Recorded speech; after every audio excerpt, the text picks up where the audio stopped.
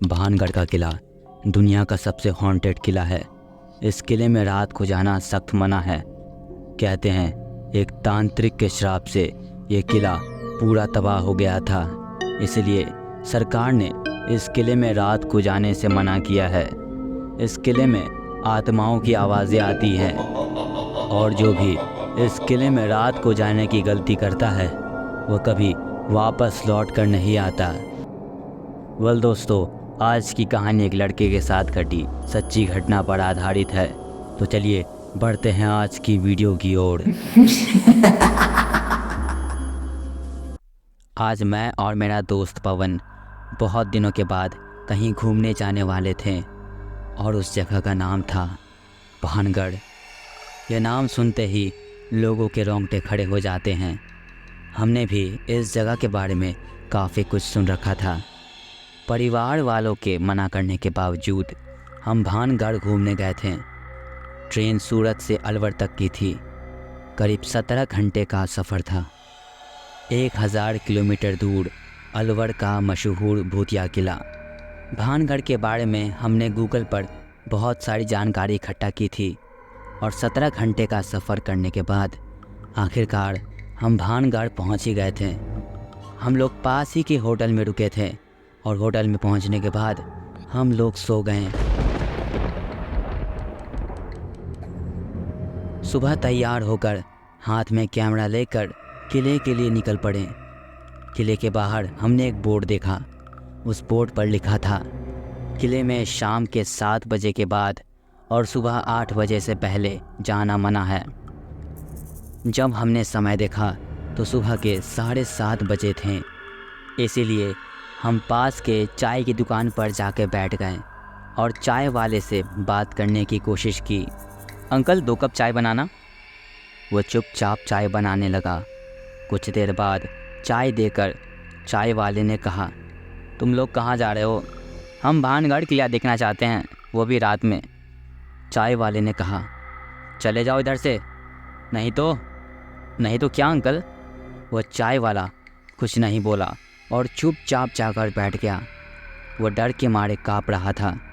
यह देखकर हमने उससे पूछा, क्या हुआ अंकल, आप इतना घबराए हुए क्यों हो? चाय वाले ने डरते हुए धीमी आवाज़ में कहा, चले जाओ यहाँ से, नहीं तो वो तुम्हें ज़िंदा नहीं छोड़ेगा। वो काले कपड़े वाला आदमी तुम्हें मार डालेगा। बस ये कहकर उस आदमी ने हमें वापस जाने के लिए कहा। हम किले के अंदर आ गए। अभी 8:30 बज रहे थे। उस आदमी की बात सुनकर हम बहुत ज़्यादा एक्साइटेड हो गए थे और रात होने का इंतज़ार कर रहे थे। शाम 7 बजे सब किले से बाहर जा रहे थे और पुलिस वहाँ पर ताला लगाकर चली गई। हम दोनों ने टॉर्च ऑन किया और किले के अंदर जाने लगे।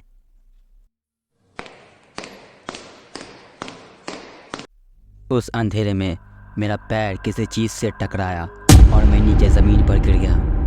मेरे दोस्त ने मुझे उठाया। जब हमने पीछे देखा तो हम दोनों बहुत घबरा गए थे क्योंकि मेरा पैर किसी लाश से टकराया था। हम उसे देखने के लिए उसके नज़दीक जा ही रहे थे कि तभी किसी ने उस लाश को खींच लिया और उसे घसीटते हुए कमरे में ले गया। हम दोनों में से किसी की हिम्मत नहीं हुई कि उस रूम में जा सके। हम डरते डरते आगे भागे। तभी हमारे सामने से एक बुढ़िया जा रही थी। वह काफ़ी दूर थी, इसलिए उसने हमें ठीक से नहीं देखा। हम उसके नज़दीक जा ही रहे थे कि तभी वो हमारी आंखों से ओझल हो गई। बहुत देर चलने के बाद हमने सोचा कि अब हम लोग 100 मीटर जाकर आ जाएंगे। हम आगे बढ़ते ही जा रहे थे और जब हम वापस जाने के लिए लौटे तो हमें किसी की आवाज़ सुनाई दी। वो मुझे ही पुकार रहा था। यह सुनकर मैं काफ़ी घबरा गया और हम दोनों वापस भागे।